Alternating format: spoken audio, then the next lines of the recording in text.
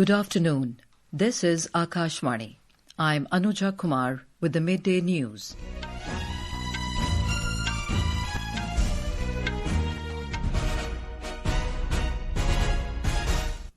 The headlines. Prime Minister Narendra Modi inaugurates and lays foundation stone of multiple development projects worth over 34,200 crore rupees in Bhavnagar, Gujarat. Says self-reliance crucial for prosperity and development of the country. First ever Indian defence manufacturing plant under Aatmanirbhar Bharat initiative being set up in Morocco. Railway Minister Ashwini Vaishnaw says first section of Ahmedabad-Mumbai bullet train to be operational by 2027. Iran says it will not accept any unfair pressure over its nuclear program, warns such moves could escalate tension. And in badminton, Satwiksairaj, Rankireddy and Chirag Shetty enter men's doubles semifinals of China Masters 2025. And now the news in detail. Prime Minister Narendra Modi has called for self-reliance in every field, asserting that India's dependence on foreign countries remains one of its biggest enemies.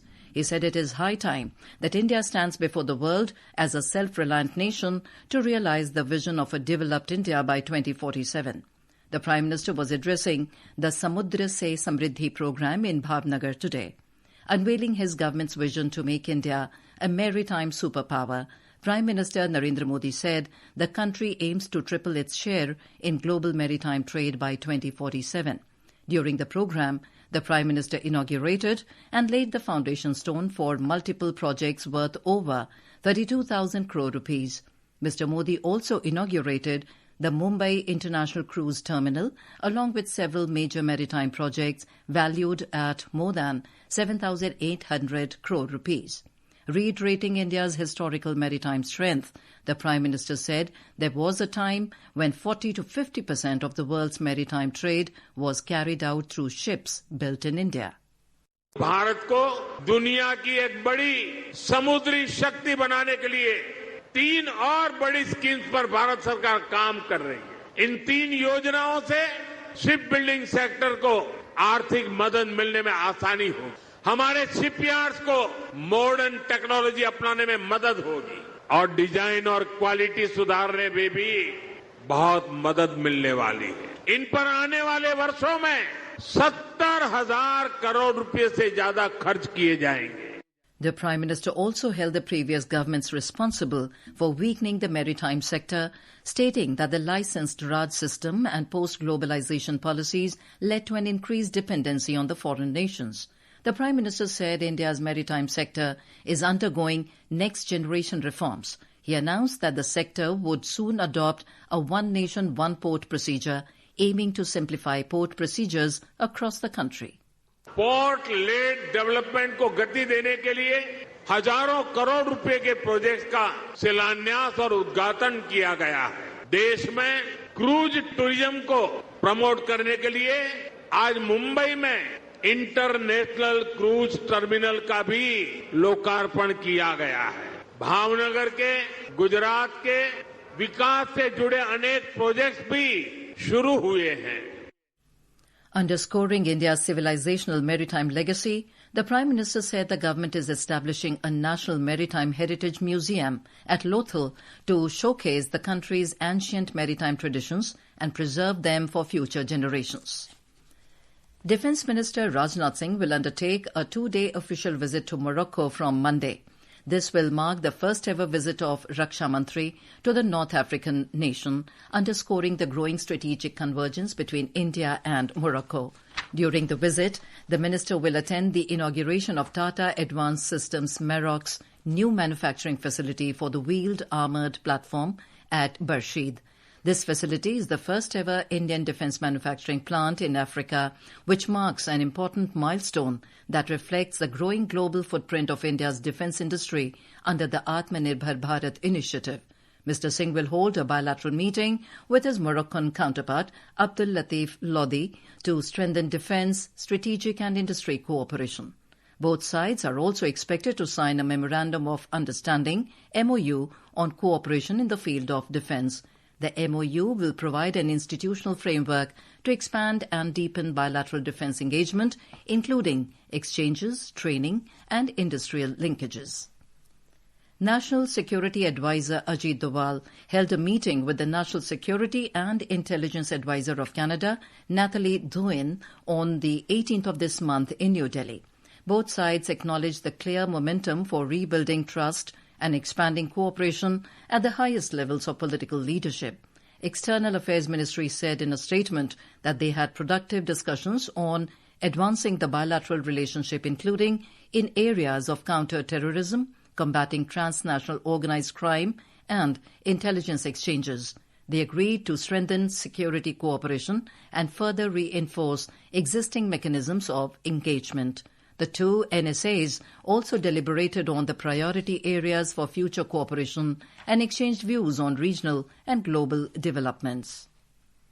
In a landmark move towards simplifying the tax structure and easing the financial burden on citizens, Prime Minister Narendra Modi, in his Independence Day address this year, announced the next-generation GST reforms. The new tax rates will be implemented from Monday. Today, we take a look at the potential impact of these reforms on the electronics appliances sector. The government has announced a big relief for the electronics industry by reducing GST rates on several electronic items. The tax rate on electric accumulators has been slashed from 28% to 18%, enhancing access to backup power for digital devices and small appliances. The tax rate on composting machines has also been cut down from 12% to 5%, making composting technology more affordable. The move is expected to encourage wider adoption of waste-to-energy and organic waste management solutions. Similarly, tax rate on two-way radios has also been brought down from 12% to 5%, lowering procurement costs for police forces, paramilitary and defense establishments. Talking to media, Chairman of Electronics and Computer Software Export Promotional Council of India, Sandeep Narula, said that the reductions will have multiple advantages, like increase in sales of domestic electronics in the country. This rationalization under the next generation GST reforms is expected to foster accessibility and affordability on electronic items and expand the market size for domestic producers. With Akshit Vaidyan, Bhanu Pratap Singh, Akashvani News, Delhi. Guided by the mantra of Seva and Sushasan, that is public service and good governance, the government under Prime Minister Narendra Modi has been working tirelessly to bring transformation and progress. Today, in this special series, Seva Parv, we bring to you how the Modi government has strengthened universal health coverage and improved access to quality health care. In the last 11 years, India's healthcare system has undergone a profound transformation under the dynamic leadership of Prime Minister Narendra Modi. In 2018, the Narendra Modi government launched Ayushman Bharat, Pradhan Mantri Jan Arogya Yojana (PMJ), the world's largest health insurance program. The scheme provides health cover of 5 lakh rupees per family per year, targeting the bottom 40% of India's population. The scheme covers over 12 crore families, benefiting nearly 55 crore individuals. On 29th October last year in New Delhi, Prime Minister Narendra Modi announced the expansion of ABPMJ to include all the elderly above 70 years of age under the ambit of Ayushman Vay Vandana Yojana. सरकार का प्रयास है कि देश के हर बुजुर्ग जिनकी आयु 70 वर्ष के ऊपर है, उनको जल्द से जल्द आयुष्मान वय वंदना कार्ड मिले। और ये ऐसी योजना है जिसमें आय की कोई पाबंदी नहीं।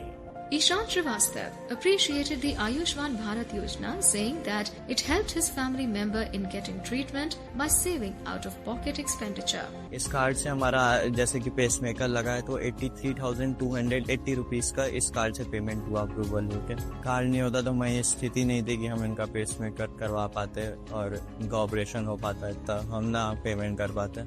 जी बिल्कुल संतुष्ट हैं। इतना बड़ा ऑपरेशन हमारा इसके थ्रू हमारा कम पैसा लगा, जो भी थोड़ा बहुत उसके थ्रू हो गया और हमारी दादी ठीक है, हम बहुत संतुष्ट हैं। Thank you so much government को, पीएम को, सबको इसके लिए। Requiring only an Aadhaar card for registration, the scheme ensures easy and accessible healthcare for people above 70 age group. Under the visionary leadership of Prime Minister Narendra Modi, the government has successfully operationalized the principle of Sabka Saath, Sabka Vikas, Sabka Vishwas, Sabka Prayas to create an inclusive healthcare ecosystem. The ARM's new semiconductor design office set up in Bengaluru will focus on next-generation 2-nanometer chip technology. This marks a key step in India's semiconductor journey as semiconductors power modern electronics, acting as the brain of devices from smartphones to satellites. The design office was inaugurated by the Electronics and Information Technology Minister Ashwini Vaishnaw recently. ARM's each 2-nanometer chip contains millions of micro-scale switches called transistors on a fingernail-sized surface which control electrical signals. These hold strategic importance for national security, space exploration and defense applications. This is Akashvani giving you the news. For quick news updates round the clock, follow us on our X handle at EIR News Alerts. And for details of these stories and more, log on to our website www.newsoneir.gov.in and download the News on EIR app. Union Minister of Railways Ashwini Vaishnaw today asserted that the first section of the ambitious Ahmedabad-Mumbai bullet train will be operational by 2027. The minister was speaking to media after the breakthrough of the Ghansoli and Shilphata tunnels in Navi Mumbai. Mr. Vaishnaw hailed the breakthrough of the new Austrian tunnelling method as an important milestone in the Ahmedabad-Mumbai bullet train project, as this 4.8-kilometre tunnel is part of the 21-kilometre undersea tunnel between BKC and Shilphata, which includes a 7-kilometre stretch under the Thane tree. In Bihar, President Draupadi Murmu performed Pind Dan at Gayaji for peace of the souls of her ancestors and forefathers. Bihar Governor Arif Muhammad Khan accompanied her up to the temple premises. The president remained at the temple for more than 2 hours and performed all the rituals. After offering prayers at the temple, she left for New Delhi. Earlier, the president reached the pilgrimage city Gayaji in Bihar this morning. She offered prayers during the world-famous Pitri Paksha Mela, which is underway in Gayaji. Chief Justice of India Justice B.R. Gavai inaugurated the 10th All India Conference of the Central Administrative Tribunal, CAT, in New Delhi this morning. In his address, Chief Justice Gavai said these tribunals are designed to improve efficiency and access to justice for government officials. He said CAT has worked tirelessly to achieve this goal in last 4 decades since its inception. The 10th All India Conference aims to deliberate on the way forward for strengthening the judicial and administrative system. Iran's Foreign Minister Sayyid Abbas Araghchi has said that Tehran would not accept any unfair pressure over its nuclear program, warning such moves could escalate tensions. He insisted that Iran has consistently pursued diplomacy and technical cooperation. Araghchi made the remarks during a phone call with International Atomic Energy Agency Chief Rafael Grossi. The call came after the UN Security Council failed to adopt a resolution that would have extended sanctions relief under the 2015 nuclear deal. Britain, France and Germany last month triggered the deal's snapback mechanism, which allows UN sanctions to be reimposed on Iran's nuclear program. On to sports. In badminton, India's men's doubles pair of Satwiksairaj, Rankireddy and Chirag Shetty have continued their brilliant form and have qualified for the China Masters 2025 semifinals. The 8-seeded duo performed exceptionally well in the quarter-final clash against China's Reng Xiangyu and Shai Haonen. They took on the unseeded duo in the quarterfinals and registered a straight-set win, defeating them 21-14, 21-14 and made their way into the semi-finals. And now, before we end the bulletin, the headlines once again. Prime Minister Narendra Modi inaugurates and lays foundation stone of multiple development projects worth over 34,200 crore rupees in Bhavnagar, Gujarat, says self-reliance crucial for prosperity and development of the country. First ever Indian defence manufacturing plant under Aatmanirbhar Bharat initiative being set up in Morocco. Railway Minister Ashwini Vaishnaw says first section of Ahmedabad-Mumbai bullet train to be operational by 2027. Iran says it will not accept any unfair pressure over its nuclear program, warns such moves could escalate tension. And in badminton, Satwiksairaj, Rankireddy and Chirag Shetty enter men's doubles semi-finals of China Masters 2025. And with that, we end the Midday News.